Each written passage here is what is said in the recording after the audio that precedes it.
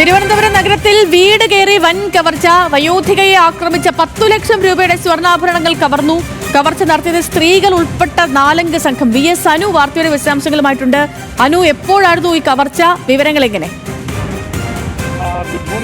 ഏതാണ്ടാലും ഇന്നലെ രാവിലെ പട്ടാപ്പകൽ 10:30 മണിക്കാണ് തിരുവനന്തപുരം നഗരത്തിൽ മണക്കാട് മുക്കോലക്ക ക്ഷേത്രത്തിന് സമീപമുള്ള ഒരു ഫ്ളാറ്റിൽ, അല്ലെങ്കിൽ അതൊരു ശ്രീശിവം എന്ന് പറയുന്ന റെസിഡൻസി ടവറാണ്, അവിടെ അതിക്രമിച്ചു കയറി ഈ പറയുന്ന ഒരു സ്ത്രീ ഉൾപ്പെട്ട 4 അംഗ സംഘം വയോധികയെ ആക്രമിച്ച് അവരെ മർദ്ദിച്ച് അവരുടെ 10 പവനോളം വരുന്ന അല്ലെങ്കിൽ 10 ലക്ഷം രൂപ വരുന്ന സ്വർണ്ണാഭരണങ്ങൾ കവർന്നിരിക്കുന്നത്. ഇതിൽ ഏറ്റവും ശ്രദ്ധേയമായി മനസ്സിലാക്കേണ്ടത്, കോർപ്പറേഷൻ ജീവനക്കാരെന്ന് പറഞ്ഞ് തെറ്റിദ്ധരിപ്പിച്ചാണ് ഇവർ വീടിനകത്തേക്ക് കയറുന്നത്. അതായത് ഈ സ്ത്രീ തൃശൂർ സ്വദേശിയാണ്. സ്ത്രീയും അവരുടെ മകനുമാണ് ഇവിടെ താമസിക്കുന്നത്. ഇവരുടെ മകൻ തിരുവനന്തപുരം വിമാനത്താവളത്തിലെ എഞ്ചിനീയറിംഗ് വിഭാഗത്തിൽ ജോലി ചെയ്യുന്നു.